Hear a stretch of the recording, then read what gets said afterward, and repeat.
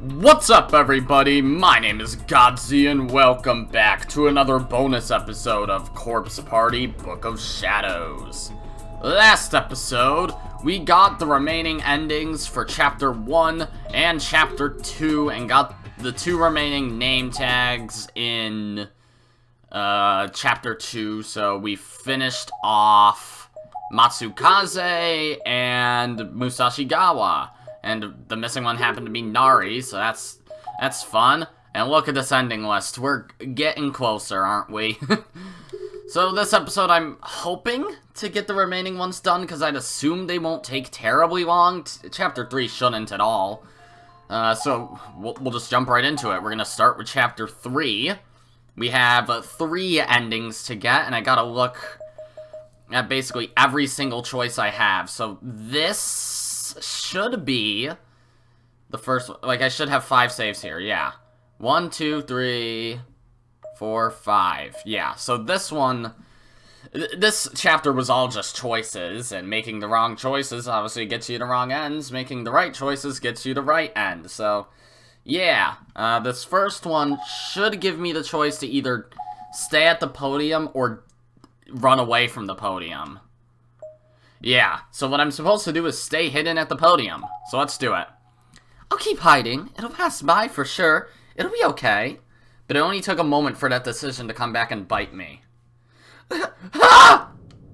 My body was suddenly weighed down. In an instant, without knowing what was happening, my fetally positioned form was essentially locked in place. It was like a boulder had fallen on top of me and was resting on my arched back.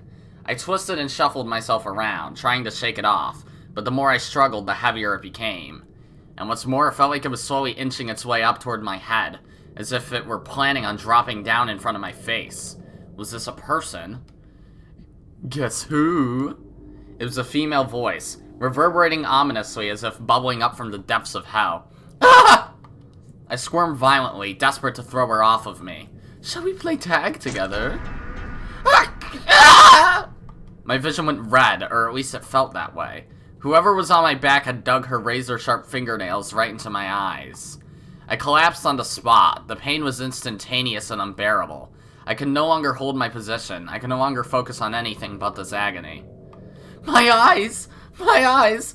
Ah! Bad children must be punished. The pain shot through my head in waves. It was indescribable, unthinkable. I couldn't take it any longer. My consciousness faded and I was gone.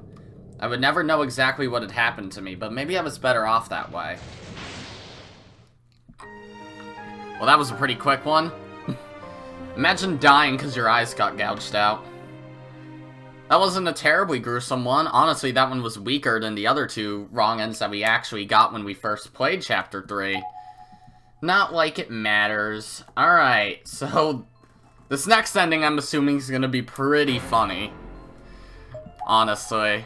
So, we gotta go to the 4th one now, where we have the option of either grabbing the salt or grabbing the broom. I grabbed the salt because salt beats ghosts. Broom. A broom from the ceiling cleaning supply locker. That might work. Maybe I could fend her off with it. It was a long shot, but it was better than just standing around and getting caught. What do I do now? What do I do? Yeah, that is the old woman. That's weird. When I looked over, the spirit of the old woman was holding out her hand from the other side of the door frame. Is that actually Yoshie? Or is it someone else? She really was trying to catch me. I wasn't just being paranoid. She was going to kill me and turn me into a ghost like her. I was convinced this had to be Yoshie, the teacher from that urban legend. I couldn't waste any more time. I darted out through the back door of the classroom into the safe end of the hall. I was running at top speed, hoping to escape behind the spirit's back. Unsurprisingly, trying to outrun a ghost proved to be a fruitless endeavor. The spirit saw me and moved at breakneck speed to intercept. Teleports behind you. Nothing personal, kid. Stop! I impulsively thrust the broom out and stabbed her in the eye with it. Take that, I thought. But it went through. But my moment of bravado was short-lived. The broom immediately shattered into a million pieces. If my attack accomplished anything, it just made her mad. Huh? Ah! Ah! I had the sudden sensation of someone seizing me by the throat, accompanied by an unpleasant crunching sound. God, she really did have me by the throat. I couldn't breathe. For as old and frail as she looked, she was uncommonly strong. Gotcha. No! She was actually gripping me so tightly that she'd managed to raise me off the ground by my neck. I could see her slender, bony hand in the periphery of my vision, and feeling it cutting into my trachea. Was that hand really holding me in the air against my will, kicking and flailing, by just the tissue and bones of my neck? I couldn't struggle anymore. I was like a puppet on a string. Tag, you're it. With a sudden crack, my field of vision shifted 90 degrees and everything turned blood red. Oh my, just like me! Oh yeah, because Yoshi had a broken neck. Alright. That wasn't as funny as I thought it would be, but the broom shattered, so that's fun. Of course, the broom would just shatter into a million pieces. What do you expect to do against a ghost using a broom? Sweep them away? Alright, one more. So this last one, it's actually a bit convoluted.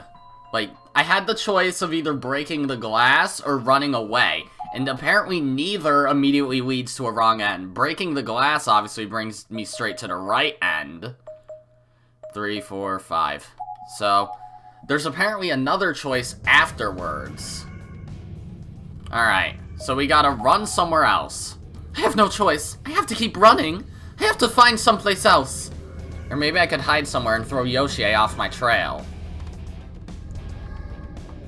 I had no particular destination in mind. My only thought was anywhere but here. After maybe 30 seconds, I found myself in the second floor hallway.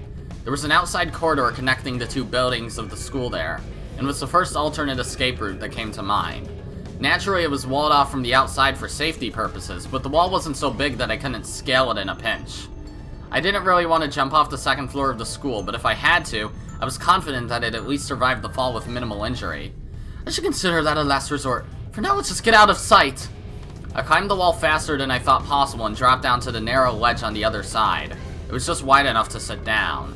My back was to the hallway, but my location should have been completely hidden from anyone inside the school. I looked down at the muddy ground below me. I really couldn't see much, though. The outside was completely dark. It was so dark that it felt almost like the whole world had been draped in a black veil.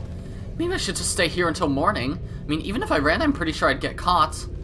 I opened the pen case in my pocket and pulled out the pencil I received from Tsukasa. Tsukasa, please protect me. Was I really treating the stubby little pencil as a protective charm? Tsukasa said it would guarantee success on my test, not ward off evil spirits. Still, it was better than nothing. I clutched it tightly in my hands and prayed. Please protect me! I whispered the words so quietly that I might as well have been mouthing them, but that seemed to be all the opening that damn spirit needed. I sensed the presence on the ledge with me, and was so startled that I almost fell from my perch. No, please! Why are you doing this? However, I could only sense her there. I didn't actually see her, and thought for one brief moment that maybe I was letting my imagination run wild. But then I felt the horrible sensation of something coiling itself around my arm.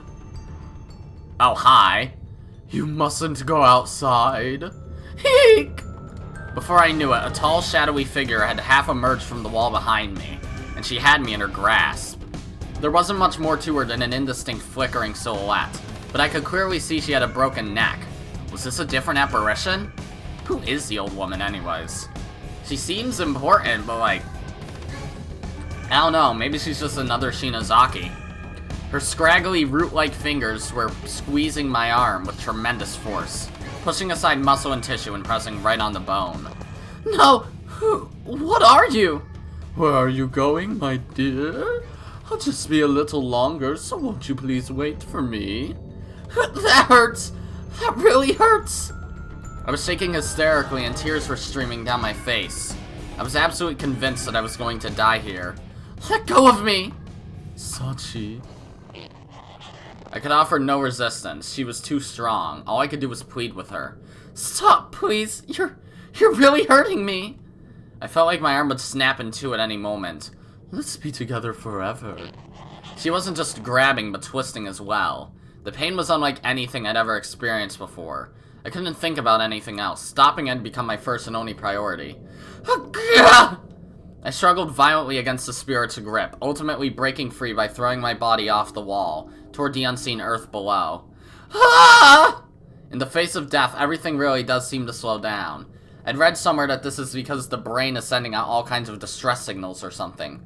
Slow motion or not, though, I was fully aware of my surroundings. I was cascading through the air just outside my school building. Okay, so the choice here, it says if I don't prey upon the pencil, I'm going to get the true ending.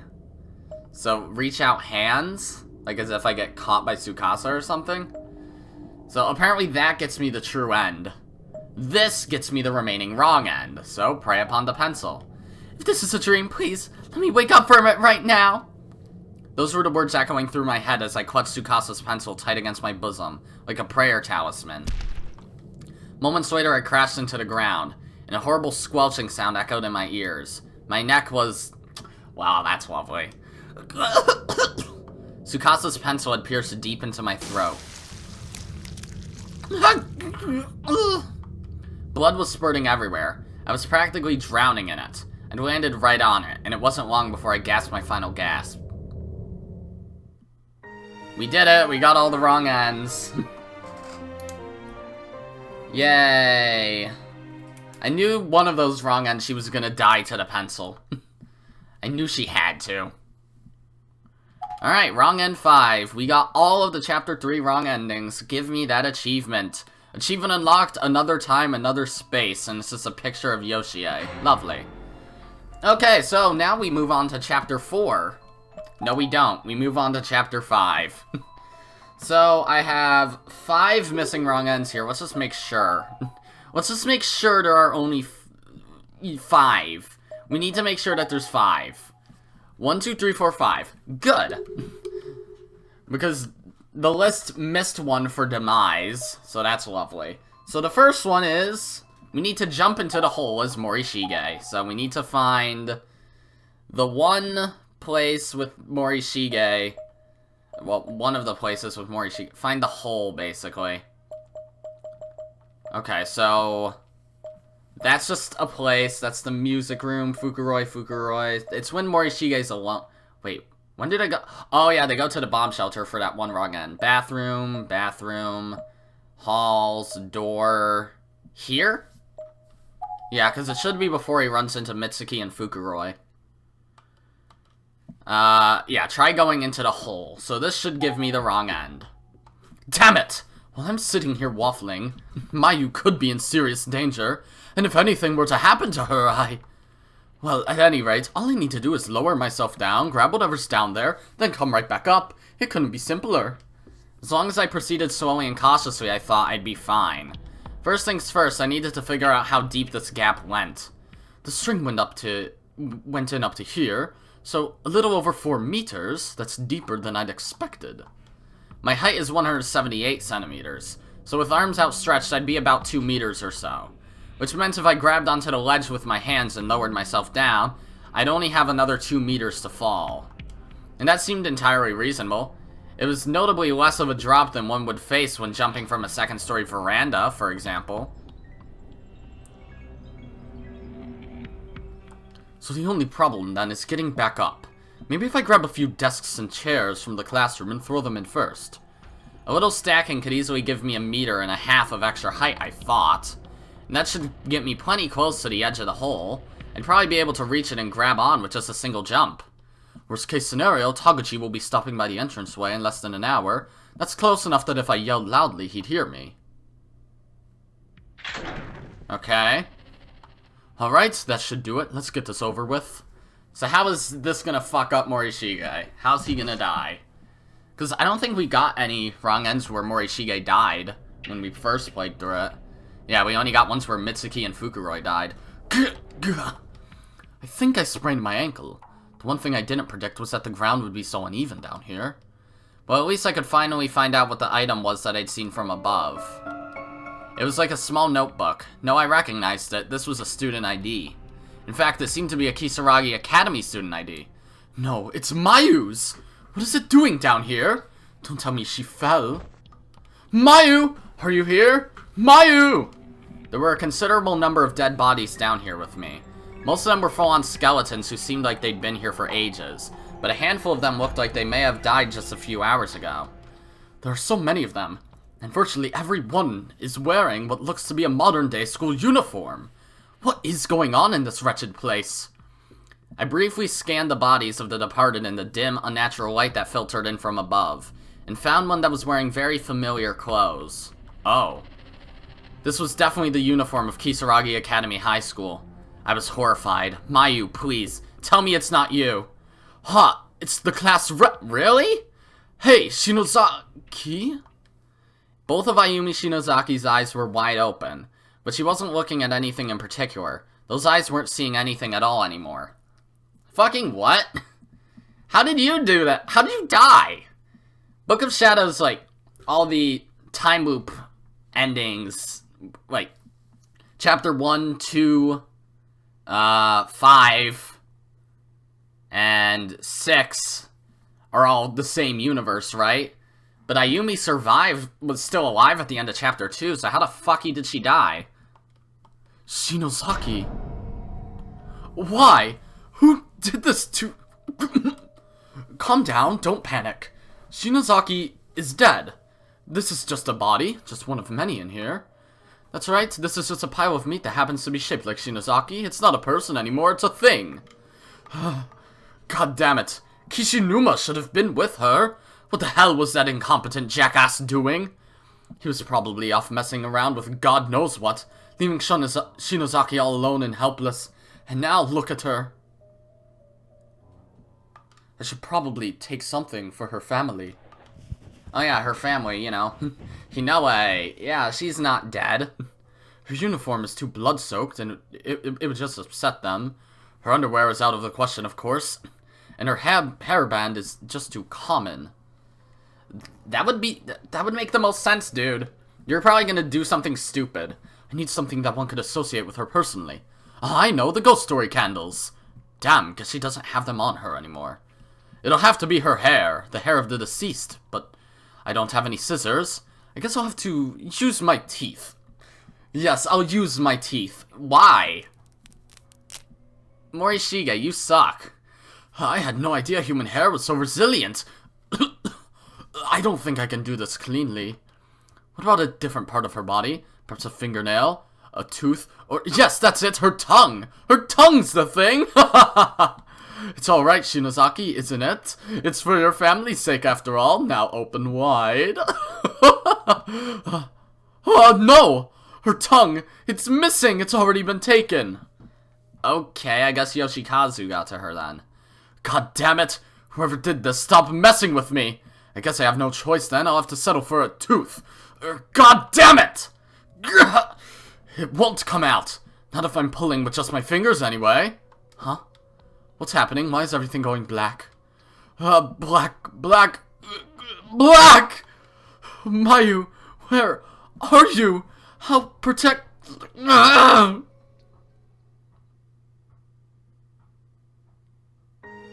What the fuck just happened? So Ayumi died. And Morishige's just like, not her hairband. That's too stupid. Literally just take her fucking scrunchies or something. That's good enough. Whatever. So jumping into the whole...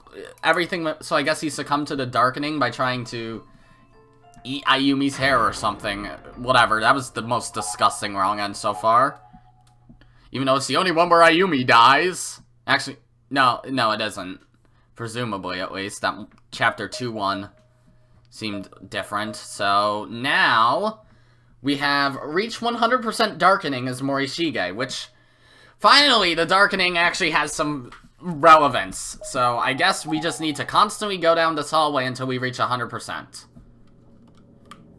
Alright, go anyway. Whatever. Skip all the text. It should be the same thing. Alright. And then we get back. Search mode. We're at 34. So now we just have to repeat the process.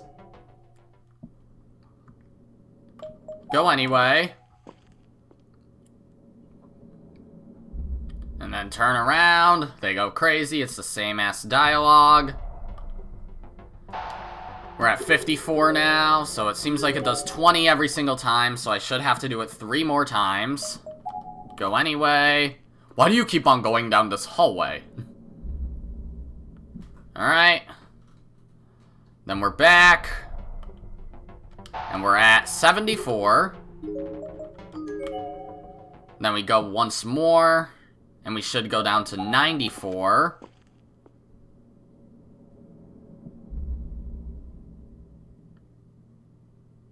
Oh yeah, it's going fucking ridiculous. 94. Alright. I don't know if it's going to have different dialogue this time. Awfully dark. Go anyway. Something seems off. They've been walking for... Okay, it seems like it's the same exact dialogue. Yep, going crazy again. Then when we get back, does it change the scene? Oh shit. Wake up! Mayu? No, it's a much younger voice. Who is it? Sachiko? Hey, mister. Wake up. Where am I? Good morning, mister. This is my playroom. Yup, it's Sachiko. The young girl thrust her face so close to mine that her nose was practically touched. She was smiling from ear to ear. She looked to be in about 1st or 2nd grade, with long black hair and a clean, cute, almost dainty countenance. After my brief impression, however, I quickly turned my head away. She was uncomfortably close, literally breathing down my neck, and her breath. It smelled of blood, of death and decay, and fatty oils and smoke. It smelled of chemicals and antiseptic. It was a very, very unpleasant potpourri. I don't know how you pronounce that word, but I've seen it so many times. Who are you? I'm so happy. Nice to meet you, so happy. Stop with the dad jokes, please. You didn't get at all indignant and say, what's going on here?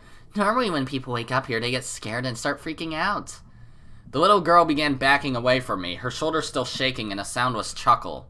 I knew exactly what she meant. It would be entirely reasonable to ask what's going on here. Even at a glance, I could tell this room was not good. The floors and walls were caked in blood as thick as mud. Buckets of body parts were strewn all about and eviscerated corpses were stacked everywhere. And that was just what I could see at a glance. As for me, I was bound to a chair against one of the walls, not with ropes but with chains. My name is Sachiko Shinozaki! What do you plan to do with me? Are you going to kill me? What a question! I'm just not sure. I'll decide later. I've got something else to play with first. Just as she said the word else, she brought her hand down onto the nearby table in a slapping motion and it made contact with someone. It was a girl, bound by her hands and feet, and Sachiko's slap was aimed squarely at her thigh. Her uniform suggested that she was in high school, and she was wearing glasses, giving her a rather stern, serious appearance. Oh! It's Emmy? What the fuck is with Morishige's wrong endings causing other random-ass people to get involved and get hurt? I could hear the sound of chattering teeth and see her chest rising and falling rapidly and erratically, suggesting she was paralyzed with fear. Her name is Emmy Urabe. It is Emmy. Fucking... Please don't tell me I have to voice you screaming constantly again. At the sound of her own name being read aloud from her student ID name tag, the girl let out a single whimper. No, please stop. Please stop! No way! You're about to be put through incredible pain. So make sure you squirm like the wretch you are and beg me to spare your life, okay? No, you're joking, right? I didn't do anything. Shut the hell up! You're distracting me! Sachiko swung her hand downward into Emmy's face. I realized only after impact that there was a scalpel in it. Ugh. A sloppy, uncontrolled, incision was made from the corner of her mouth all the way to her ear. Gross. Ah! Just kidding. I'm sorry, did that hurt? I wasn't seriously trying to kill you or anything, so don't let it hurt too much. The real pain is just beginning after all. Sachiko produced a pair of durable sewing scissors from a rollaway shelf nearby and began expertly cutting all the way up Emmy's school uniform. Then she set down the scissors and produced a full-size farming sickle in their place. What is it with people and cutting open clothes in this game? It looked well worn, with soil and rust sticking liberally to the blade. After brandishing it for a moment, Sachiko positioned it over Emi's abdomen. No! Please, no! This is a dream! This has to be a dream! I can't say if you're awake or if you're dreaming. But you're about to find out.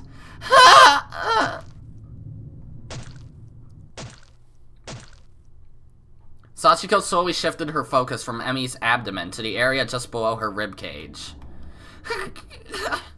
Emi's body began spasming, her spinal muscles contracting in a decidedly unnatural manner. Gasping screams mixed with sounds of vomit and incontinence. What a perfect facial expression! See, I knew you could do it. Without even wiping the drool from her mouth, Sachiko tossed the sickle aside and began digging into Emi's wounds with her bare hands. The sound of tiny hands manipulating internal organs was disgustingly similar to that of a sopping wet rag squelching spilled oatmeal off a hardwood floor. Meanwhile, Morishige is still just sitting there, chained to a chair, just like, God, I wish I could jerk off right now. That's the worst joke I've made this entire series, probably on my channel in general. The noises escaping Emi's mouth didn't even sound like they were coming from a human being anymore. I could see her face in profile now, and despite the gastric juices and vomit and blood and contortions of unbearable agony, it wasn't a disagreeable sight. This was a girl not far from death. She was trying her hardest to fight it, but the facts were the facts. She was going to die and she knew it. Against this fate, she was completely and utterly helpless. She was doomed already in both body and soul. This hapless struggle had a certain sensual quality to it. No, it was even purer than that. This was a truly beautiful sight. Is she pretty? Sachiko, who had at this point buried her head in Emi's exposed organs. Oh my fucking god, the writing of this game is so weird. Withdrew it and directed this question at me, her mouth still full of flesh. Everything from her nose down was dyed red and dripping with blood. Isn't her face just precious? She swallowed whatever she'd bitten out of Emi's insides, then turned to face me. Not just face me, actually, but stare at me. Stare into me, with unwavering, unblinking eyes. Both of my wrong ends so far has led to the two members of the dumb bitch corner dying, so that's lovely. I suddenly became aware of my own erratic breathing. It wasn't fear, though. It was but an almost animalistic reaction. It was coarse and primal, and I'd unconsciously thrust my chest forward toward Emi. I think I may have been smiling. So how about it? Do you want to play with her too? Don't be ridiculous. It's like she's making fun of me. She shouldn't even have to ask. Okay. So that wrong ending, he just wakes up, presumably in the dissection room. Emi gets mutilated, and Morishige's just like, God, that's hot. That's apparently a wrong end. You could have easily went further with that, making Morishige more antagonistic and actually willing to murder people, but whatever. Alright, so the next wrong end, we have to replay the chapter. Ah! Fuck! So we just have to replay until a new scene appears after we get the alcohol lamp. So, let's do that! Hello, Mitsuki or Mayu? One of the two. I fucking cannot tell. Alright. Just speeding. Look at the door. Then fucking Kurosaki appears. Alright, so I need to remember anything I do is correct here except for give the head to the ghost. Except I don't remember where any items are. So that's lovely. So I'm just gonna explore until I find what I'm supposed to find. So I don't need the head, I don't need the bucket. I need a key or something. Alright, let's just look in the music room. Is there any item that I can get here? I know there was... Oh, yep. Okay, we got the matches and the candles. But those aren't anything I use here. We don't use those until we get the alcohol lamp. Take out the box. That's locked. Then there's something wedged between the keys. I don't believe there's anything else in here. Okay, that didn't give me anything. Oh, hello. Oh no, that's just the fucking notes because of these dumb girls who died. Alright, let's check the exit then. Can we check the boys' room? I forget. Okay, that's a head. Oh, wow. Being alone is scary. Don't let your guard down. The windows don't work.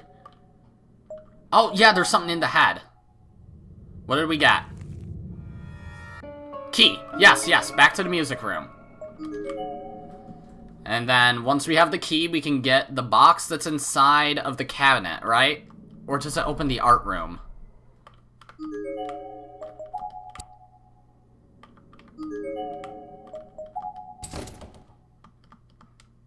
Okay, no. And we can't use this to get that out. No, we can't. Oh yeah, because we get some, like, painting knife or whatever in the art room. The art room was locked. So we gotta open up the art room using the key. I believe, at least. Use the old key. Alright, it opened. Enter. Then there should be something in here. Just look everywhere.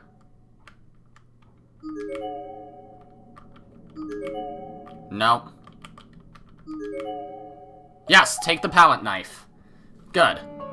Then, we can head down into the music room.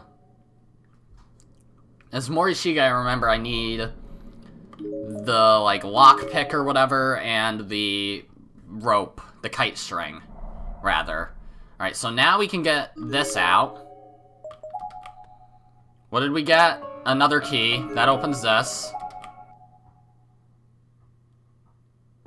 Alright, that gives me that, and I can go into the girls' bathroom. I believe, at least. And then we get through all of this without ever having to get the bucket or the head. Alright. Right into the girls' bathroom. Then this should open it.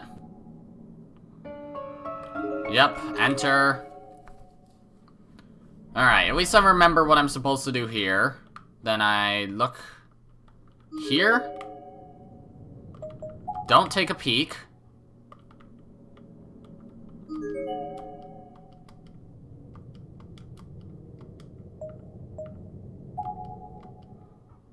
What? What am I supposed to do?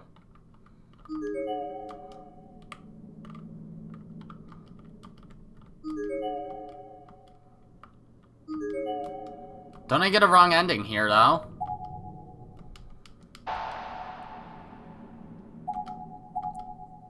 Let me save here quickly. Just in case. Then we die. Do I need the bucket? I think I need the bucket.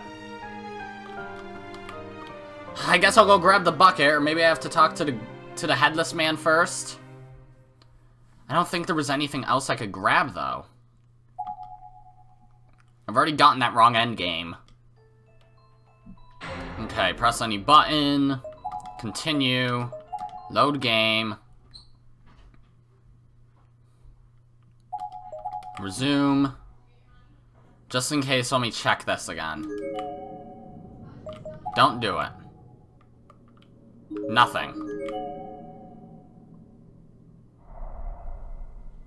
Do I have to talk to this guy at least? Where is he anyways? He's in this room, right? Yeah. Oh! Is this something that I need? Duh! I need this! I forgot about that. I need that, and I need to put that in the hole. Otherwise, Yuki beats the shit out of us. Alright, there we go. Alright, now that I'm done being a dumb idiot. Now what do I do? I gotta go somewhere. That's for sure. We actually never went to the principal's office in this game.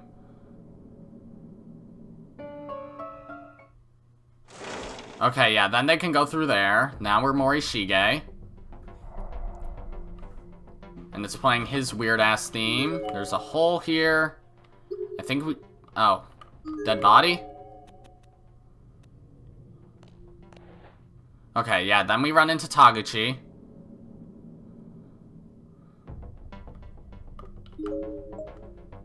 And now we need the kite string.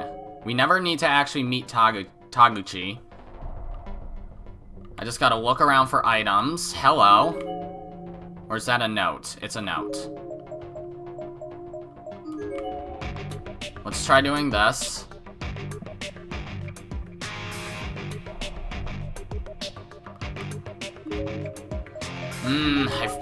For some reason I feel like it's in one of these random segments of hallway. But I don't remember which.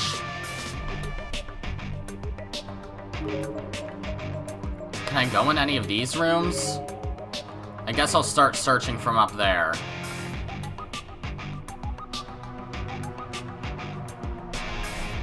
Is there anything here that I can grab? I don't remember where I get the kite string or anything. I can't go in the custodian closet, I don't believe. I cannot, no. And then that doesn't give me anything. Check this segment of hallway. I can go in 5A. Maybe there was an item in there. Potentially. I have no idea, though. Because I don't remember. Was it here? Ah, yes, kite string. That's one. It's one item down. Now all I need is... Can I go in 4A? No, 4A was locked. Yeah. Can I go here?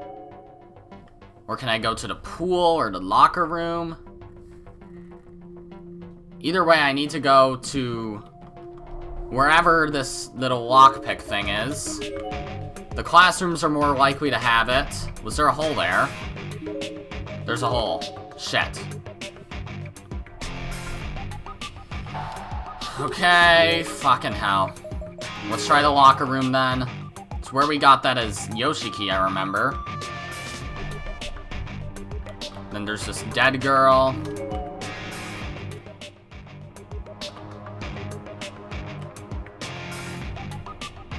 Nope. Alright, into the pool then. Is there anything here? Dead body. Dead body. Nope, nothing. Let's try going up that staircase then. All I need is the little fucking iron piece, and then I should be able to go. Was it in the nurse's office? I can't go in there. I doubt I can go in the lab.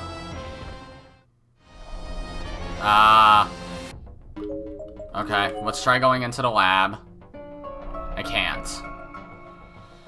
There's a piece of iron somewhere that I have to be able to get.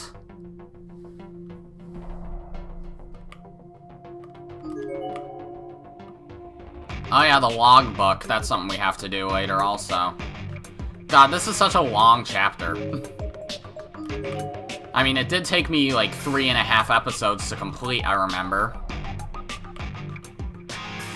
But, well, damn. Nope, nothing. Alright, let's try 1A. There's gotta be a piece of iron somewhere. Yes! Take it. Now we head down there. And now we gotta fish Mayu's ID out of the hole. And then head to the second wing.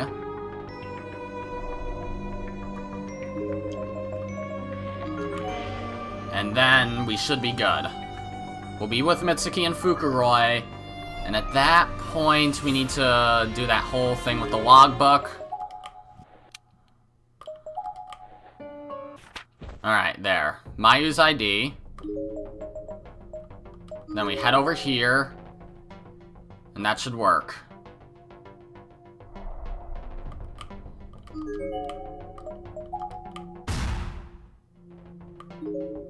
What? That brought me to 30. What am I supposed to do then? I forget. Go to the exit. Oh, yep, there we go. God, I'm a stupid ass. Now we ran into them. Okay. So they have matches, which lights the oil lamp. When we find the oil lamp, at least. Alright, let me actually look at our inventory. Wire, kite string, Mayu's ID, candles, matches, wind-up key, old key, palette knife, small key. None of those things help us right now except for the matches. So we gotta go somewhere. Let's try going to 3A. Maybe that's what I needed to do.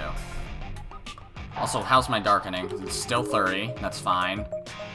Alright, let's go to 3A. See all that shit about whatever the fucky again. Then try going to the bathrooms.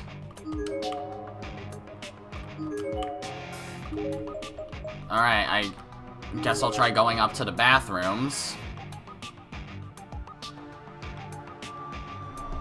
Alright. I'm not sure which one I have to go into, if either. Can't go in this one. Is there anything on the ground at least? No. Girls' room then. We can go in here. There's a dead body drowning in the toilet. Item.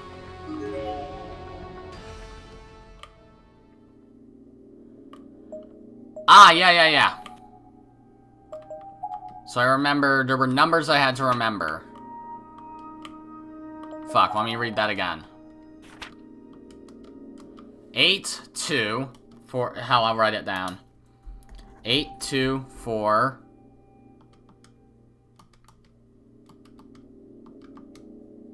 3, 2, 2. Alright, there we go. Now we head up to the reference room. So we have the logbook, hooray. And then we just gotta fucking wait for Morishige to make his way there. Alright. Reference room. Do. It's locked! Oh wait, it's a combination lock.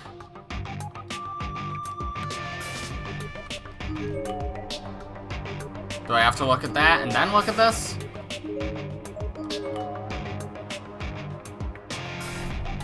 Was there something I needed to look at in here? Do I have to walk backwards now? Do I have to visit 3A first? This chapter's so fucking long and convoluted. Seriously. I think I will just try to make this the last bonus episode, no matter how long it ends up being. If it ends up being 2 hours long, then we should just fucking split it, I guess, but we'll see, honestly. As I split it there.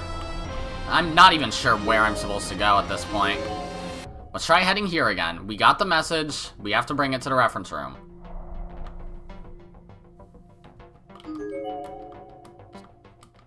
Okay, yes. 8. 2. 4. 3. 2. 2. Alright, enter. Then we get that weird-ass statue. And we had to go somewhere that made it so Mitsuki dropped it. But I don't remember where. I think I had to go by the locker room or something. Ah, I forget. We had to go somewhere. Let me look at my inventory. Will this help me? Wire, kite string, Mayu's ID. Goya statue. I guess I'll just start walking around until she drops it. Maybe I'll try going to that hallway. It's not going to bring my darkening anywhere past 50. And plus, that's my best guess right now. Pretty sure that hole disappeared, right? Yep. It didn't. Never mind. Alright, go down here then. God, this chapter is ridiculously long. Not like that matters. We're getting somewhere, at least. Then we head down here, right, to the locker room. And then when we head back, she drops the statue, I believe. Do I turn back immediately and she drops it? Yes. She did. Alright, a key to where? The custodian closet? That or 4A? I can't think of anywhere else that was locked. I don't remember which room I went in either. It's not here. 4A then. Dog bark. It wasn't the bomb shelter, I believe. Copper key. Yes! Then we head in. And there's that. Wait, the lever doesn't work?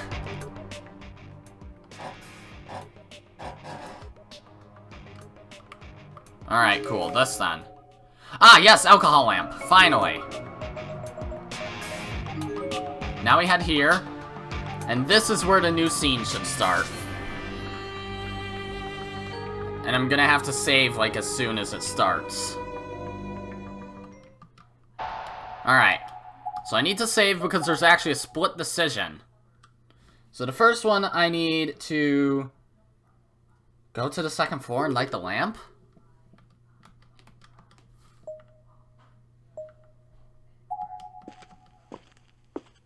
That's weird.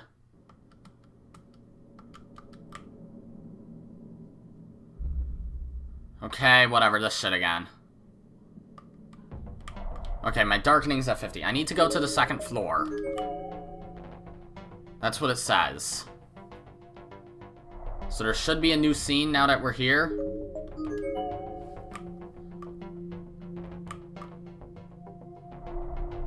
Where?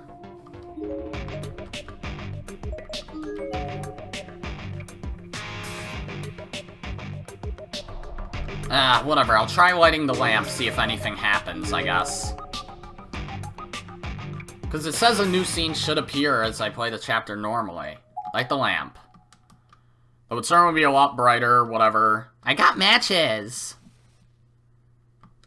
Alright. Search mode. Alright, it's lit, so do I go to the second floor now?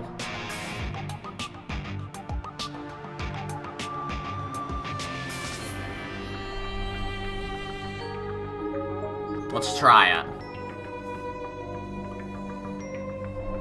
No? Or is that a choice? Let me try going to the locker room then. If I go to the pool, we find Emmy. That's all I know.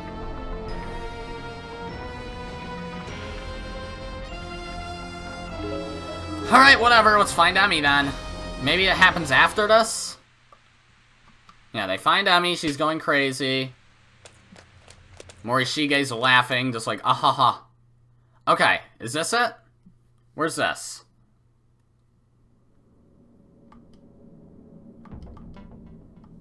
That's Morishige with Mayu. I'm confused. Where do I go? And then there's Nari and Chihaya. Do I need to look this up? Does it happen at the end of the chapter or something? Okay. Let me at least try doing this. Alright, dead body. This thing. We gotta go, like... There's a battery pack that we need. And that's all we have to do, I believe? I think it's on the second floor, right? Like, there's no point in going in any of the rooms, we just need the battery pack. And we run into it eventually. Let's just try taking this path.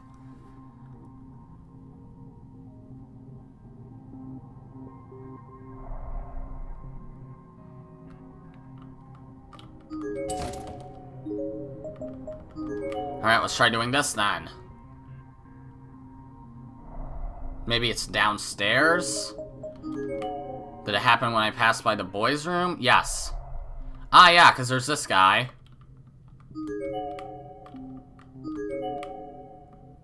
It's the only dead body. Let's try doing this then. Let's do another fucking loop of the building. We gotta find this battery pack eventually.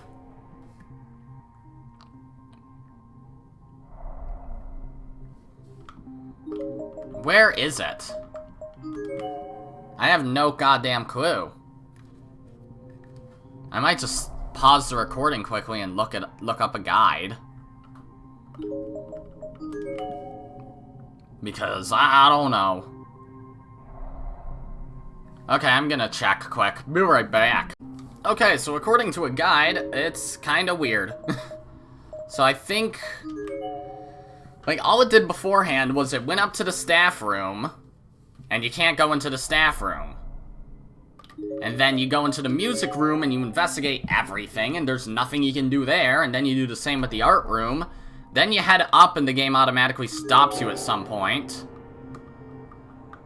So let's just look at everything that we can in here. Seems like that's everything. Oh, hold on, I can look at these.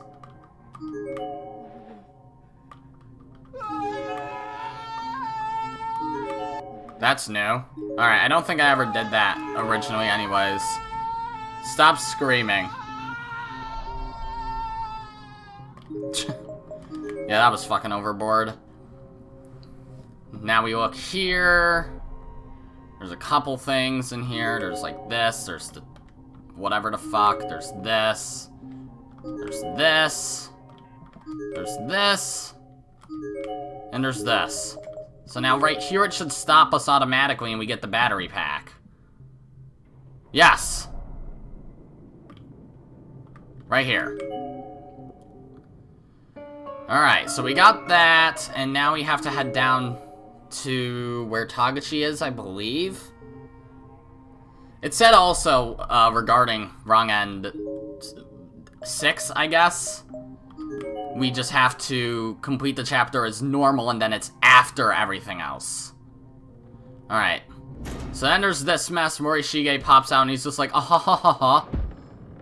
Fuck you, dead body. I want to fuck this dead body. And we just continue, blah blah blah. Nari and Chihaya are being Nari and Chihaya. Meaning annoying. And then they run away. I don't know what to do now. Okay. Earthquake. So now, it should jump into it. Something hit me hard right in the back of the head. I began descending face first toward the ground. It felt like I was falling in slow motion, though. The ground just kept coming, yet for some reason I couldn't even put my hands out to break the fall. It was like I was being slowly swept toward a wall by some giant wave. My glasses fell from my face, and I distinctly remember watching them roll around. No! Fukuroy! Mitsuki's panic screams brought me back to reality. Suddenly I remembered what was happening. She and I had pursued Emi Urabe from the pool back into the school building and found her quickly enough. Unfortunately, she was already dead. Okay, yeah, this is new. Her head had been smashed open on the ground like a roasted chestnut. Who could have done such a thing, we thought? And like it or not, it seemed I'd now learned the answer. Mitsuki was inconsolable, understandably, but after some doing, I'd finally managed to drag her away from Urabe's remains.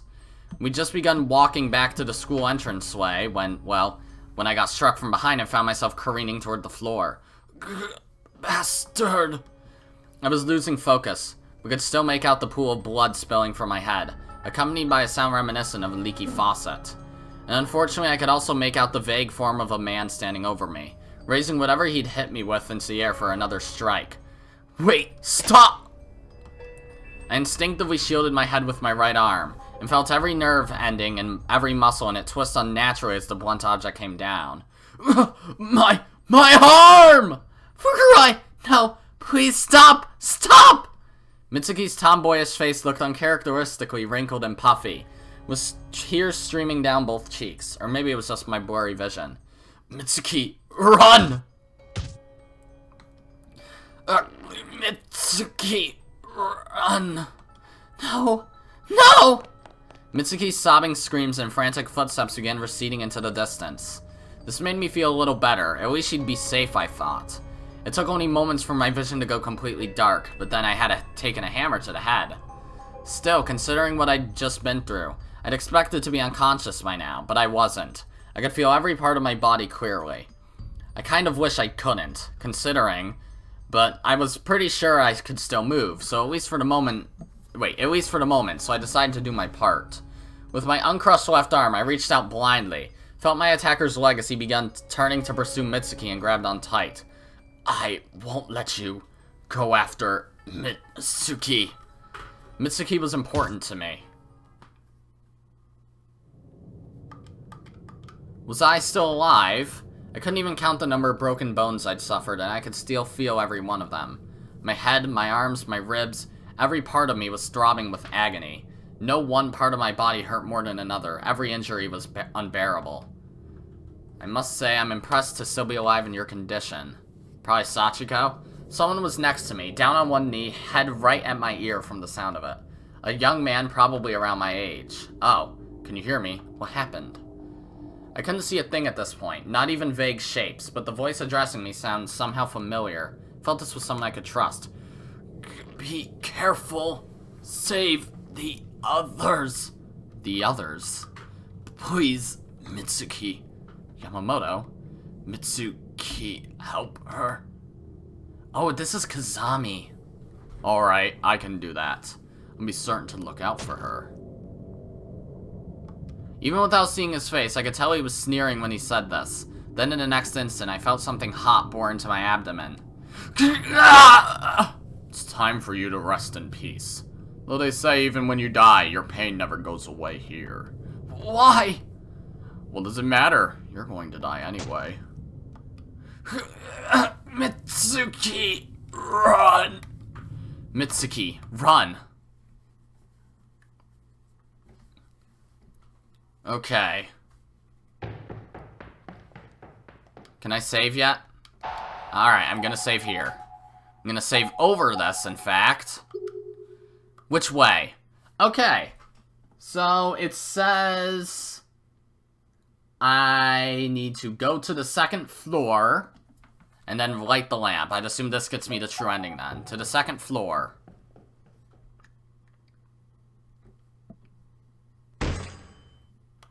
Ha! Stay back, please. His expression never once changed. It was like some kind of twisted, life-sized doll with one face. No doubt the face he'd be wearing when he killed me. The last face I'd ever see. What could I do? What options did I have? That's it, the alcohol lamp! Alright, so the first of the wrong endings I get from lighting the lamp. The second one I get from not lighting the lamp. Fire! I have to light the wick! With adrenaline's help, I managed to get the matchbox out of my bag, withdrew a match, and even unsuccessfully strike it a few times, all in an instant. Finally, I got a flame, but it wasn't fast enough. The expressionless giant's hammer struck me full force on my right knee. Ha! My leg! God damn it! I had nothing left to lose at this point, so I just threw the alcohol lamp haphazardly. It struck the expressionless man's raised hammer and shattered.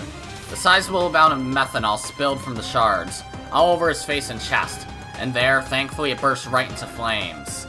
The man's entire torso was immediately engulfed. Whoa! The hammer fell from his hand. I did it! Burn slowly, you bastard! Serves you right! This is for Emmy and Fuguroi, you goddamn murderer! Oh! What the? Stay away! Just die already! His flaming hand grabbed my wrist. I could feel my skin instantly blistering, and then mere moments later, my whole uniform went up. Ha! burning! Help! No, let go of me!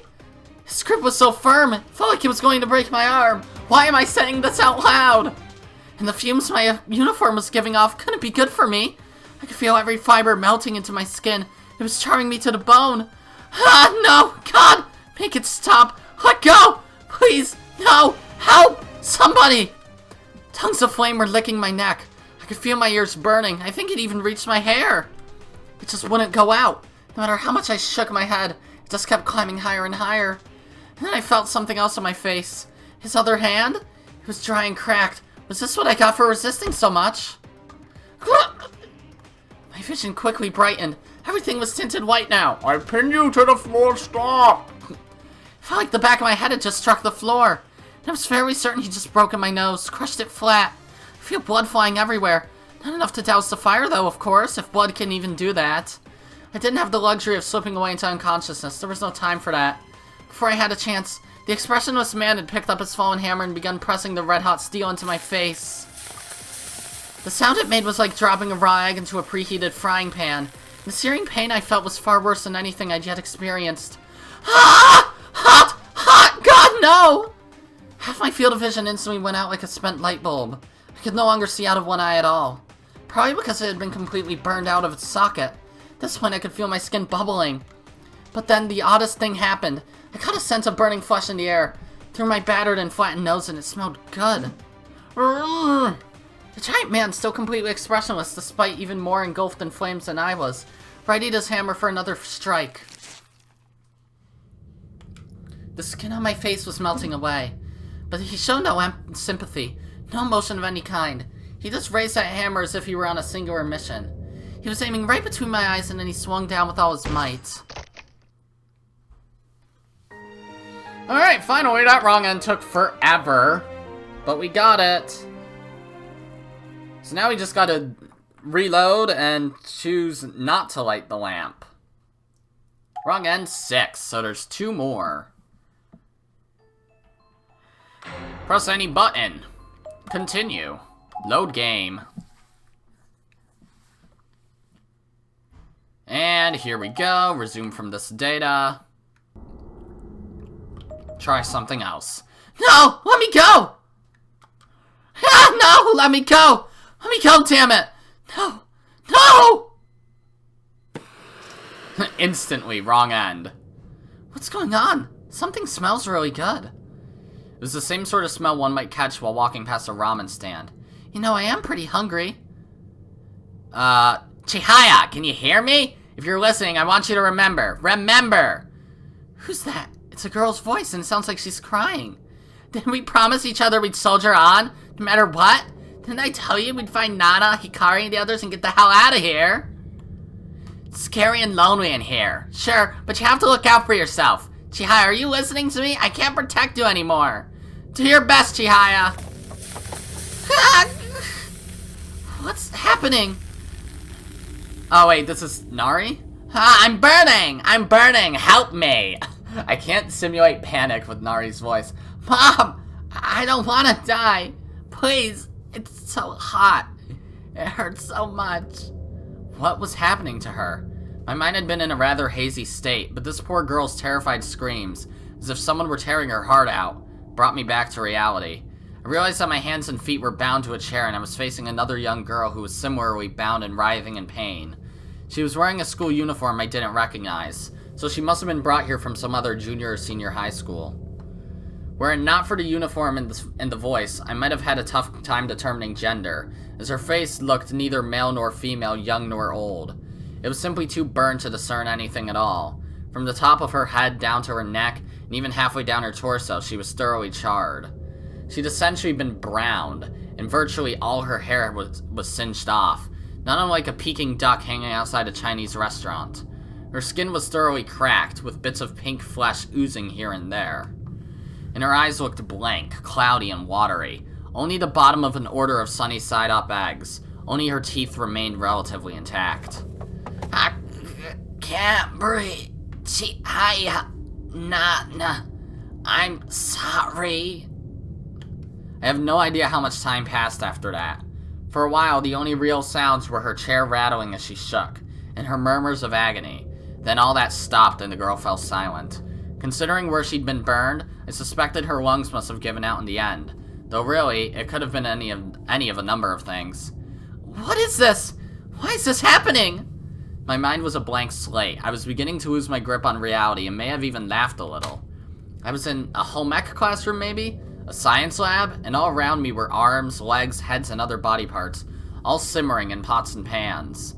None of it seemed real. It was like I was watching some bad horror movie on TV, except there was odor and heat, and both were really getting to me.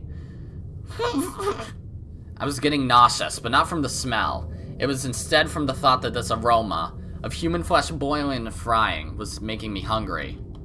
As I fought to hold back my fear and hunger-induced vomit, I suddenly sensed a pair of eyes coldly staring at me.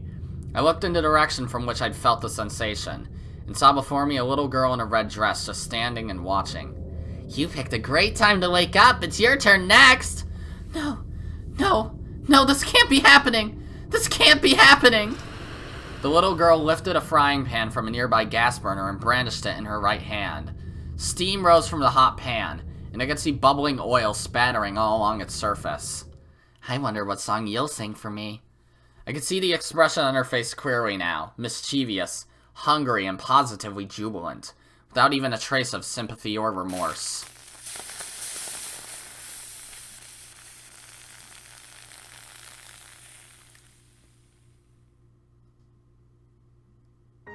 Okay. Well, shit. So in that wrong ending, Mitsuki burns to death, just like the one beforehand. Alright, so we just have one more wrong ending for Chapter 5. Then we have 3 for 6, 1 for 7, and then there's 5 name tags in 6. So what we gotta do is... I'd assume it was probably my last save of Chapter 5. This one. What I gotta do is I need to look back. What happens if I do look back? Morishige! Yamamoto? Where's Fukuroi? I don't know. He was with me until just a short while ago. But then we found ourselves running from a man with an axe, I think, and we got separated. I see, that is rather worrisome. I hope he's alright. How about you? You're not hurt, are you? I'm fine. This isn't my blood. Oh, interesting. If I look back, Mitsuki is normal. If I don't look back, she's crazy. That's weird. But this school is even more dangerous than I thought. Whoever that man is, I'm certain he's been going around killing anyone who gets lost in here. I haven't encountered him personally, so I couldn't say. I'm scared. If I'm by myself, he'll find me. Shall I accompany you then? Are you sure? Yeah, I don't mind. Thank you. Yamamoto, overcome with relief, suddenly grabbed hold of me. Hey! I'm sorry, you have a girlfriend already, right? Suzumoto, I think you said her name was. We're not like that. She's like a little sister to me, I guess. I bet life would be a whole lot less boring if I had a big brother like you. Probably. I wouldn't be so sure about that. People always seem to regard me as a boring human being, especially people of this generation. I was born in the wrong generation, god damn it! It's really gotten dark in here. Yamamoto? Hang on just a sec, I've got a light. What an unnerving hallway. It's much darker than the others, but then I suppose there was just one like it in the main building. It's not just dark, but cold too. Mitsuki's acting weird. Yeah, we should head back. I think we may be in danger if we keep going. But the way back is gone. Damn! Yamamoto, do you still have that alcohol lamp? Sorry, that didn't quite make it, but I've got plenty of candles. I'm not trusting this. Candles won't be enough. Well, look, there's a room. Let's see what's inside, okay? Wait, it might not be safe. We should proceed with the utmost...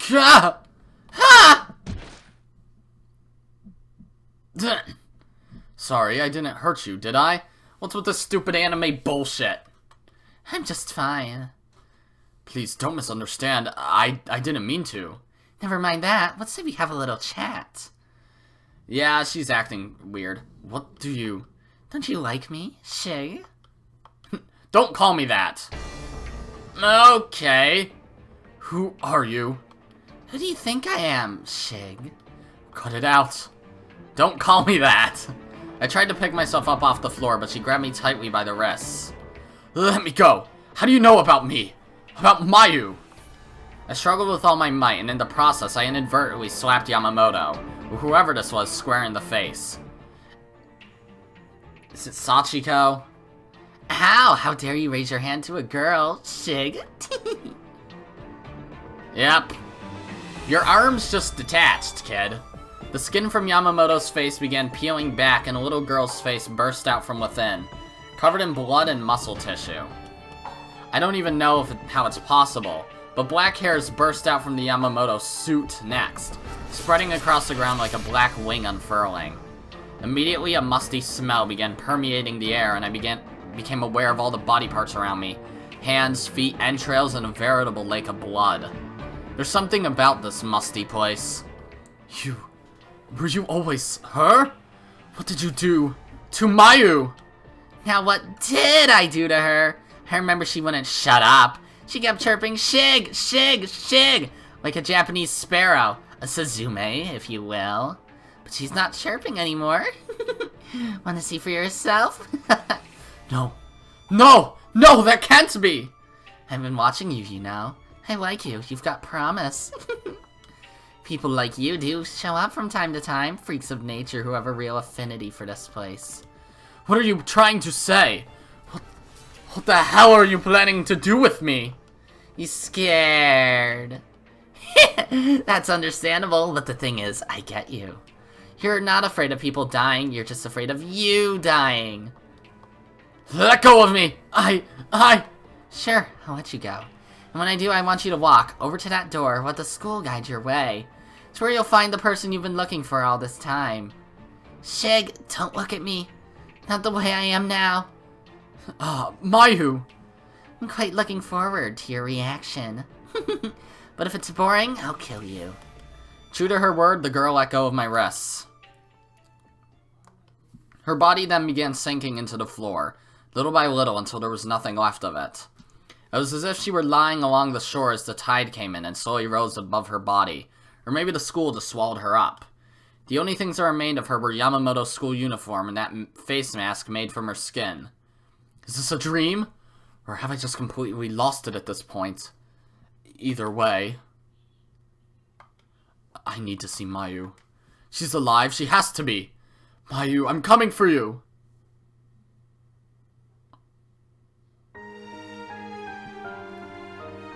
Okay. It still didn't say that that body that was strung up, the one that he saw beforehand, was Mayu or not. But I think it's supposed to be Mayu, but at the same time, that's strange. Alright, cool. Achievement unlocked, savoring the moment. Oh boy. Yeah, sure. And that's a picture of Mitsuki's dead body? Okay. Oh yeah, how's my, album coming along? Gallery of Spirits. Looking fine so far. I should have all the Chapter 2 ones. Yeah, that's the one I was missing from Chapter 2. Just the picture of Yuki. Chapter 3 should have all of them. Wait, there's none for Yoshie. That's weird. We should have all the Chapter 4 ones. And we should have all the Chapter 5 ones. Uh-oh. That's weird. Why don't I have that? Huh. And I have all Chapter 7, all of Chapter 8. And the first game.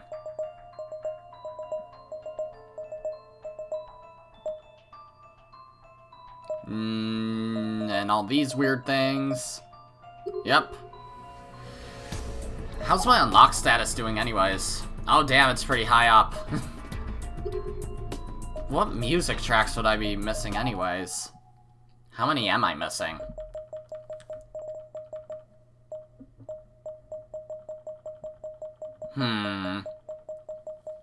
Okay, 43.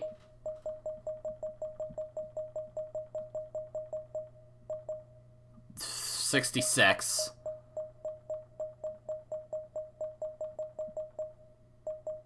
And that's it. Okay. Well, we might as well move on to chapter 6 now. So let's do that. So the first one is, I have to run for the door. Like, as soon as I get a choice. Alright, run for the door. After brushing the last piece of rope off my body, I leaped to the ground and began searching the room for the best escape route. The huge man may have freed me from my ropes, but I was clearly still in danger. My hands and feet are still numb. I don't know if I can do this. There were still big indented rope burns on my wrists and ankles, limiting my blood circulation. I wouldn't be moving comfortably for a while yet. Ow! The back door of the classroom was wide open. It seemed broken, actually. It looked like the huge man must have busted in with his hammer when he came attacking. I decided to make a break for it. First, I tried sidestepping past him, doing everything I could to tread lightly and keep my arms outstretched so the blood would flow to them again. But then, I heard the floor creak behind me. Yeah! I was too late. There was nowhere left to run. The giant hammer struck my right arm, instantly fracturing it severely. The spray of blood from the impact even got in my eyes. The huge man raised his hammer in the air again. He swung with perfect precision and I was down, but he wasn't stopping. Both my arms and legs had been completely destroyed. They looked like bloody swatted bugs on the desk, just a mess of bloody chunks. The last swing hit so hard that it broke the whole desk behind me. I found myself rolling painfully onto the ground. When I hit, there was less of a thud and more a plop. Bits of my arms and legs went flying everywhere. And then I realized it wasn't just bits. What was left of my extremities was so damaged that it all literally just snapped off my body. No, this had to be a nightmare. It couldn't be real, could it? I really was like a swatted up bug. I looked and felt the part completely. I didn't want to give up, even though I knew I was doomed. I tried to roll myself toward the door, but that went about as well as you might expect. My head was stuck on something, and waves of pain were shooting through my entire torso. I wasn't going to last much longer. Welcome! I could see the hammer coming down onto my head.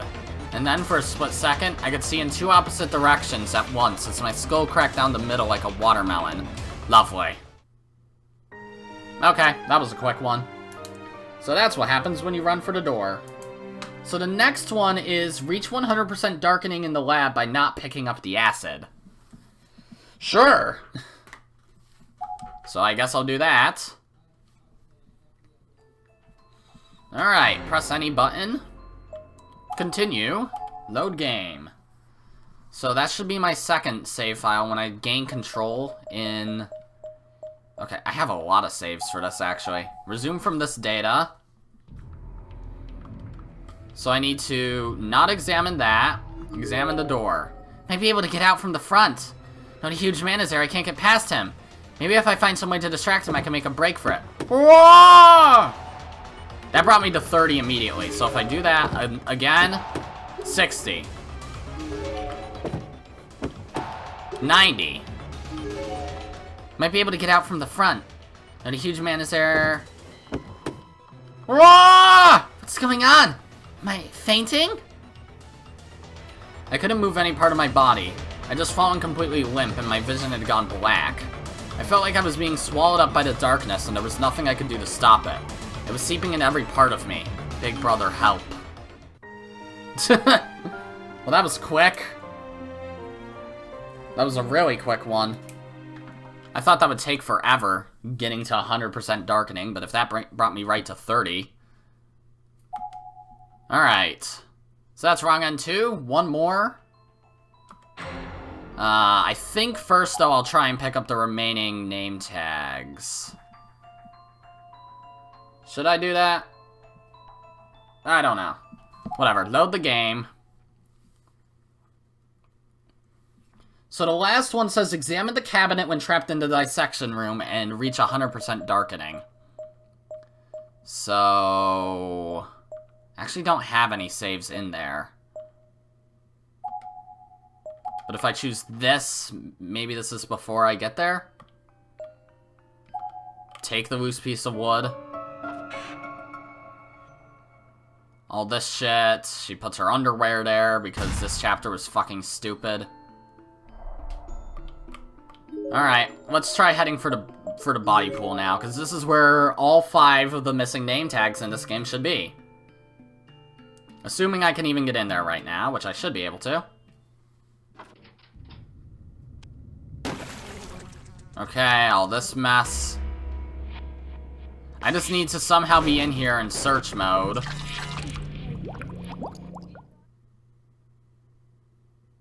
Then she runs into Sachiko. I guess that save must have been after the dissection room. So how do I get into the body pool? Can I just go in?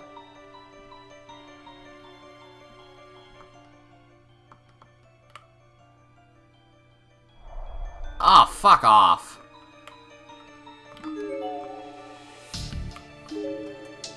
That's annoying. Okay, I'm gonna load from, I don't know, the very beginning of the chapter. From here. I have no clue how I'm supposed to be able to get in there. Consider other options. Acid. Take it. Then we do that, we run away. Then we should go straight into search mode. Head down here. And we should also... I think I just head up this way? I have no idea. I eventually just fall, right? Yeah, here I do. Alright, now we're in here, so should I go to the body pool before putting my underwear into place? Let's try that. See if that does anything for me.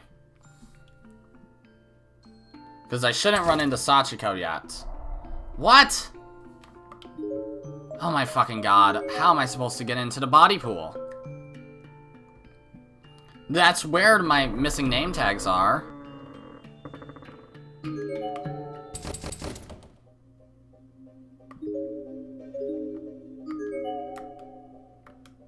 Take it.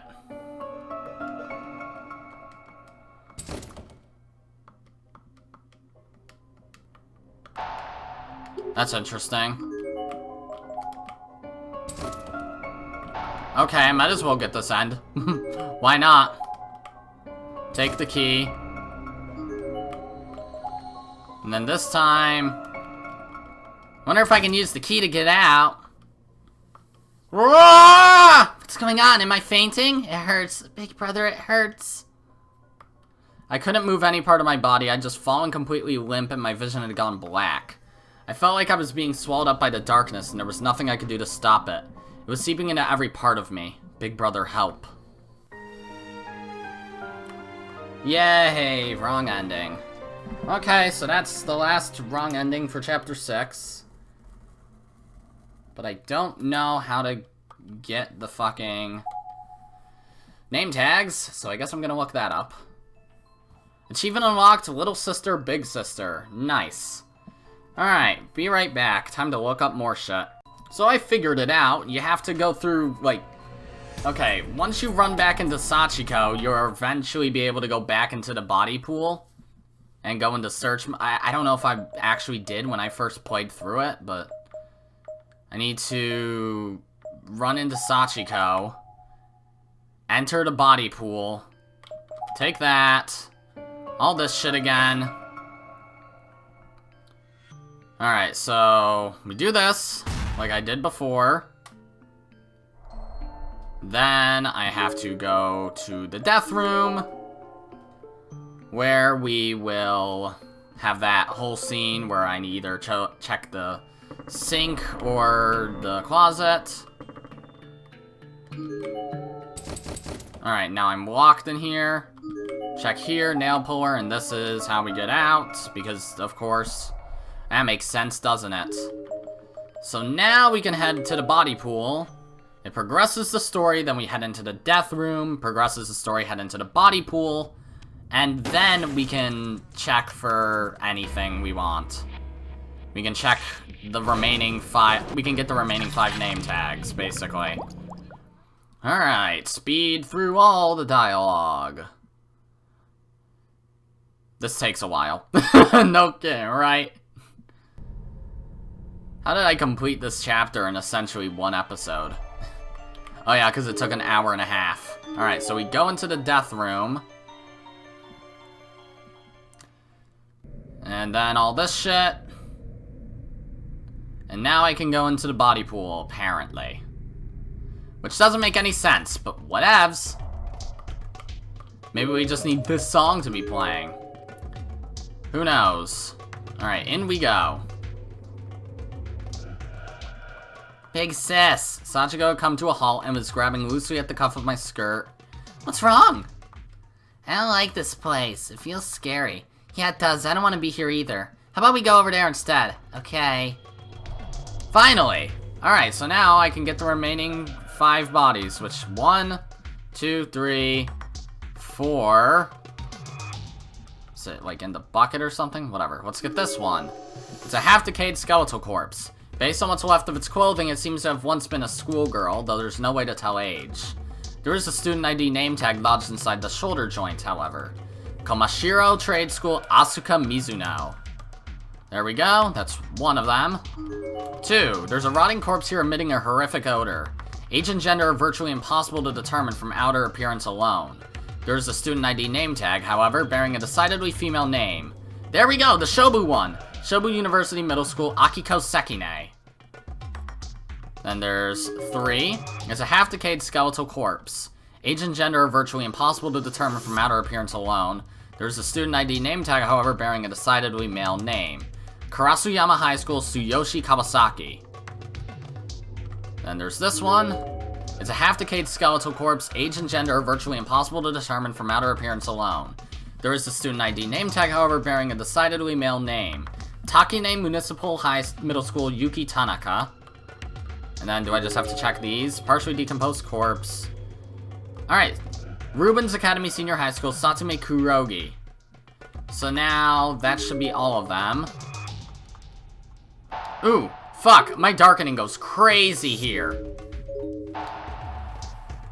That's ridiculous. But I should now have all of the name tags. Momijigawa, Matsukaze, Renaissance, Takine, Toya. Oh yeah, shit. I need to check the ones that I just got. So there should be one for Takine. Which one was it? Kyugo? Agonizing death after left eye gouged out. Came to investigate and was separated from friends. Left behind many works foe. Cranium bashed in with a blunt object. I'm not sure which one that was. Then there was a Karasuyama one. It was this one. Suffocated after tongue severed by sharp object. Cool. Shobu. It's not even there. But there's a space there. That's a lovely glitch. Komashiro. Was it? It was this one. Newest member of the school newspaper club, enthusiastic about her work, but never let it show outwardly. And then Rubens. Was it this one? Died of loneliness. Me too. Alright, so now let's just... Does it not increase my... whatever the fuck? It does very slowly.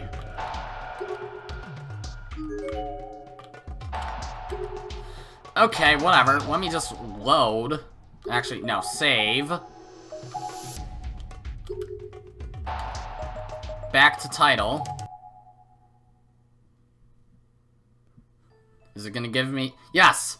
Achievement unlocked, Takine Tail Spinner, Karasuyama Chronicler, Shobu Chevalier, Komashiro Curator, Rubens Recounter, and Forgotten But Remembered. Holy shit, I just got 6 achievements at once. Isn't that lovely? So now all we have to do is get that one final frickin' ending for Chapter 7, where we have to try and sneak by Rio at the staircase. We're almost done, guys! And this was definitely a way faster game for bonus episodes. Hello.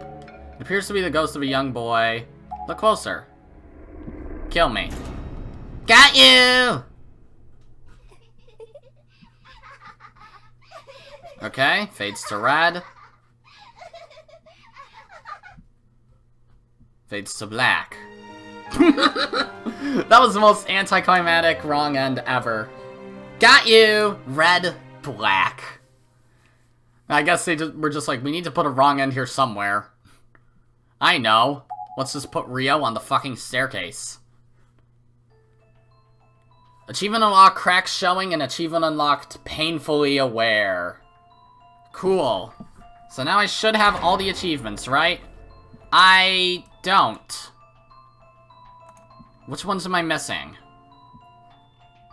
Alright, so I have all of these.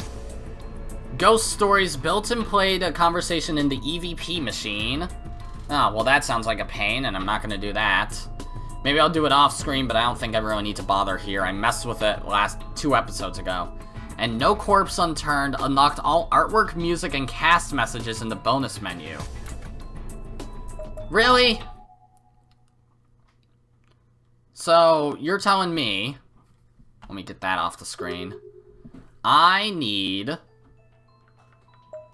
to somehow finish these.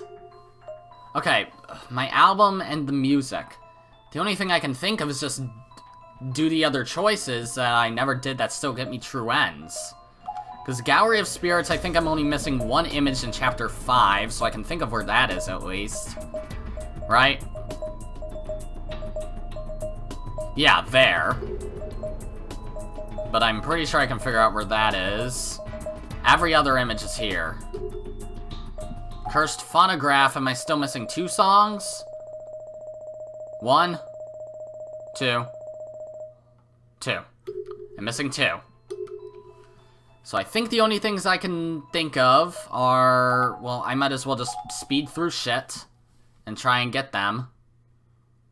So, let's start with... Was it this? So if I do this... Covered walkway. Now let's just speed through the dialogue because it should just be the true end. Fucking what? There's nothing of interest here. That creep would come in barging at any moment. I have to find a weapon. There's nothing of interest here. There's an oversized chisel in one of the drawers. This could be used as a weapon. I just need to hide somewhere. Damn it, stop shaking! I carefully took the chisel into my quaking hands. I wasn't sure if I'd actually be able to fend off an attacker with it, but it was certainly better than nothing. Okay?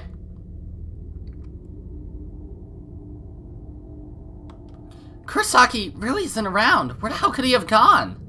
Looks like the holes in the floors have been shifted around again, which means I should be able to meet up with Kurosaki now. Fukuroi, I'm so sorry. I'm so sorry I ran without you. I was just so scared and I panicked. You protected me up to the bitter end, Fukuroi. I'm such a coward. If only I were a boy, or a big, strong boy like Kurosaki or Kazami, overflowing with courage and strength, then maybe I could have saved him. Somebody's coming. Who is it? If it's that man again, Probably Kazami. Yamamoto, you okay? Kazami! I've been looking all over for you. Tall and handsome, but always just a little on edge, he never changed one bit. This was Yuya Kazami, one of my classmates. Kazami, Fukuroi was... Hanami, they were both... Yamamoto, it's alright. Everything is going to be alright. I understand the situation, more or less. But they were both killed! By that creepy-looking man. It was horrible. Yeah, I know. I saw them too. What's that chisel you have there? Were you planning to fight him with it? I don't think I'd be able to do much, but I didn't want to be killed without a fight, you know? How silly. You don't need any such thing, Yamamoto. Kazami cut my right hand between both of his, as if consoling me, and gently removed the chisel from my grip. He was so gentlemanly about it, his touch soft and caring. Kazami? I'll allay all your fears myself forevermore. Nice reflexes. Now don't move, Yamamoto. What are you? No, please, tell me you're just kidding around. Do I look like I'm kidding?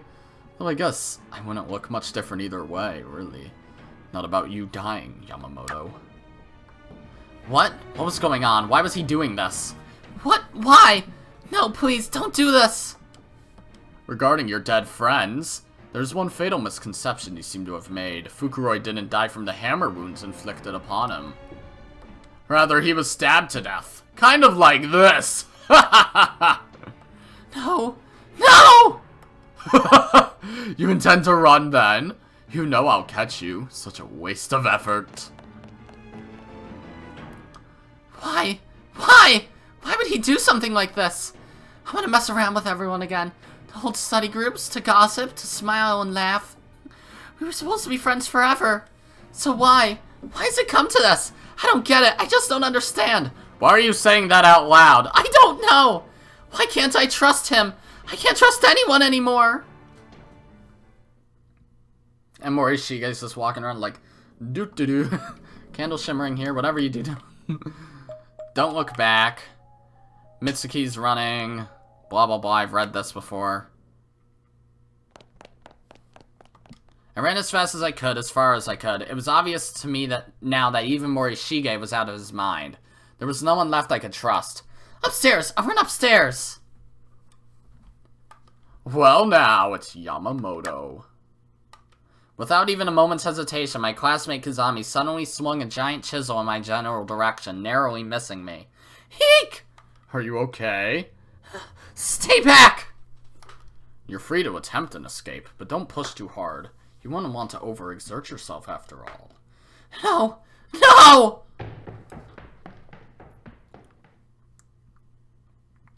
Is this a more suitable location? Are you okay? Please, just stop. Stop what exactly? Stop being so cruel. I haven't done anything to you. That's true. And I certainly couldn't take it back if I were to do something like, say this. Ow! A sudden burning pain shot through my body, shaking my whole field of vision. The fat, dull blade of the chisel had been forcibly plunged deep into my thigh, all the way up to the handle. I see, so the sensation really is different with a woman than it is with a man. Out of context corpse party quotes, starring Kazami. God, it hurts! It hurts, it really hurts! There wasn't much I could do to resist. Not only had he knocked me over, but he was kneeling on the backs of my hands, holding me in place quite effectively. That's what I like to hear. Pure honesty. I do so hate it when people lie about their pain. It's time to go all the way now with this. Yuya Kazami had a twisted grin on his face. He slowly brought his right hand into view, and in it was a proper knife, glinting in the dull light. Why? How can you do this? Yamamoto, here. This is going into your belly. I could feel Yuya Kazami reach up from under my skirt and press the cold blade of the knife against my abdomen. And then with one thrust, the knife was completely inside my body. My thoughts became jumbled. The pain was so intense it felt like my brain was on fire. It took me a moment to process the sensation of a foreign body lodged unnaturally within me. I could feel all the blood gushing out from the wound. Ah! Nice, Yamamoto. That's the spirit. Let me hear those primal screams. Ah!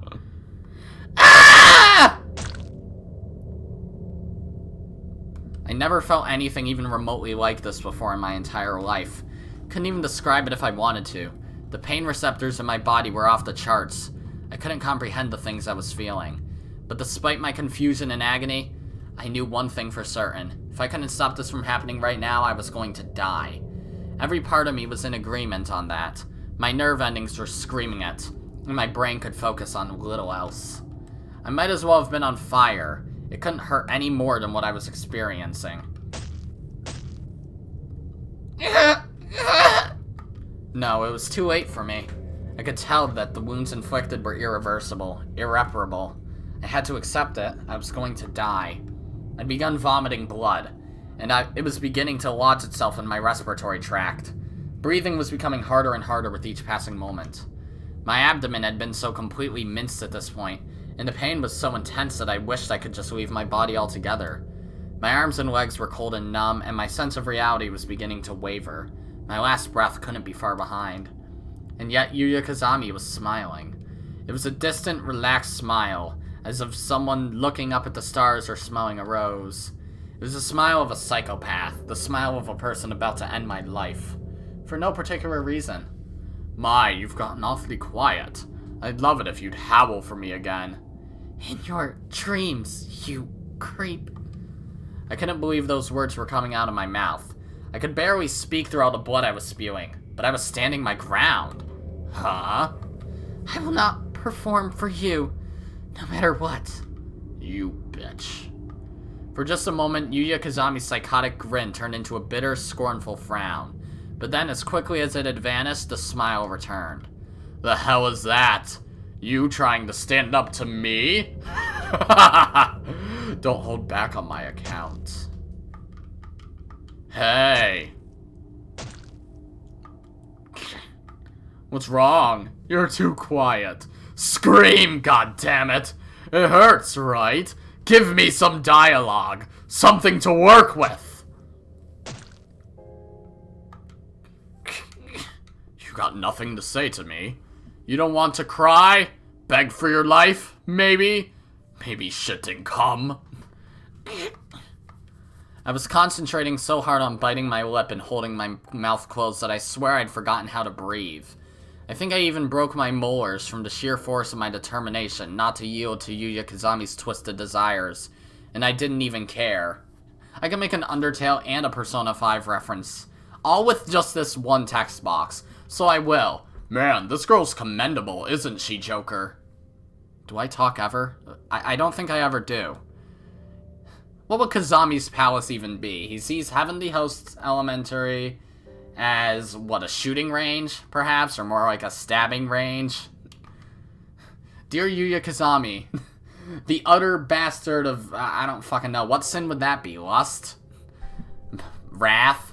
But it seems like he's not doing it to cause pain. He's doing it to alleviate his own senses or whatever. He's doing it for himself, is what I'm saying. I'd have no use for my teeth ever again anyway. I wouldn't be eating anything where I was going. I wouldn't scream for him to stop, I wouldn't call for help, and I wouldn't beg for my life. My life was already over. All I had left was the knowledge that I'd go out quietly, without giving the sick freak any measure of satisfaction. Look at me! Don't ignore me. Talk to me! Beg me to spare you! He was beyond redemption. There was absolutely nothing I could say or do to help him. I could either waste away silently or feed his psychosis. I could never make him understand how I felt at that moment. I could never convey to him just what he'd done to me. Death was my best and only option.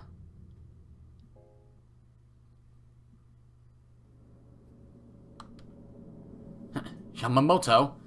So now you're dead too? This was definitely the body of Mitsuki Yamamoto. Her stomach and abdomen had been stabbed dozens upon dozens of times and were practically liquefied. They looked a bit like gazpacho. Okay.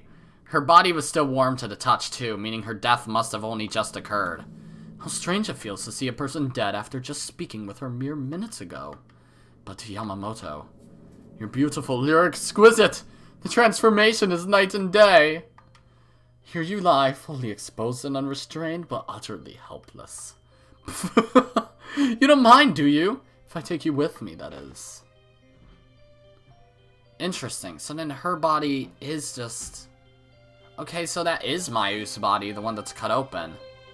I withdrew my phone, flipped it open, and switched over to camera mode, where I immediately set about framing her remains at just the right angle. And this is the picture I was missing. I didn't mind if it was just her image on that tiny screen. To me, it was as good as having the real thing in my pocket. The appeal was identical. It was as if I could freeze time on this moment and preserve her just the way she was. It's exactly as I thought. I can see you, feel you, smell your wretched odor. All because I knew you. All because I saw you and heard your voice and was moved by your plight when you were alive. Just look at this. Look at what a perfect shot this is. You shall forevermore be mine and mine alone. I can't get enough. I just can't get enough. What a cruel beast you are. Getting me this excited, stirring my feelings.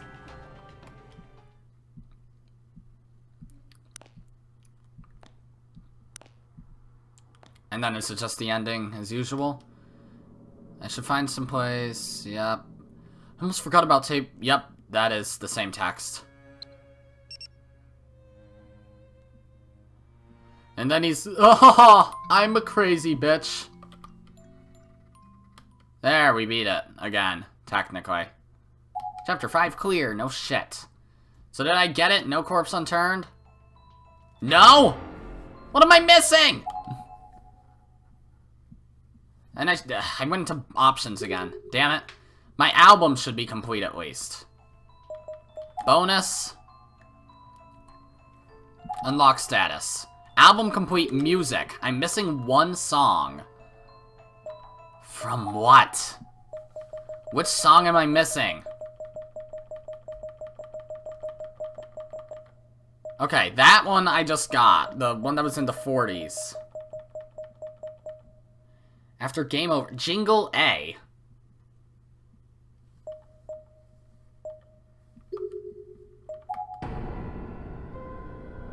So that's from chapter 2. That's chapter 7. So it should be Jingle A. And I'm not missing any other songs, right? No. Kazami. It's just using random CGs.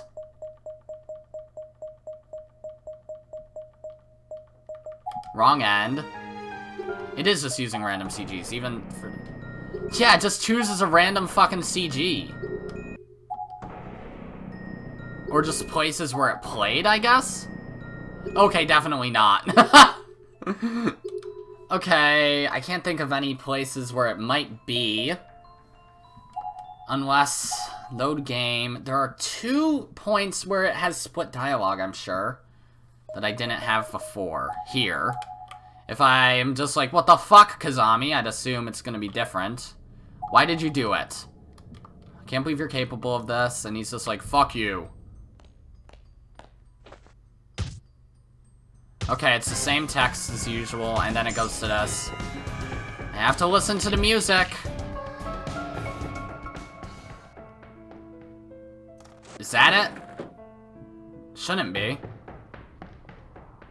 Then Emi and Okawa. The shit. Okay. Did I get it now? Fuck! It plays the credits again. Get out of here. I forgot there was credits after chapter 7. Nope, still not. Alright, there's only one other place I can think of in chapter 3. I need to not pray to the pencil and reach out my stupid ass hands. So let me go up to chapter 3. Here. This is the only other place where I can think of where there would be other dialogue. Also, this is Kazami's song, isn't it? It's weird. Alright, all this shit. Wait. Keep on going. Reach out hands. Alright, cool. And then Tsukasa. Just keep on holding down. Hi, Yoshie. Okay, I have no fucking clue where this song is. It's not this, right? Or that. And then everything's normal. Okay, I got no fucking idea how any of that happened. Okay, I'm confused as shit.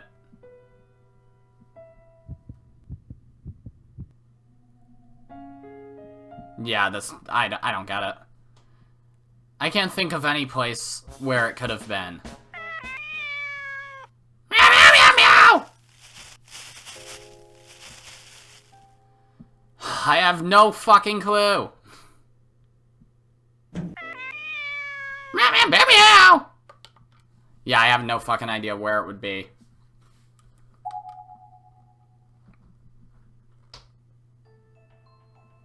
Yep, no, okay, whatever. I don't care enough. I think I've done every single thing that could possibly be it. But, whatever, it's probably somewhere stupid that I'm just forgetting.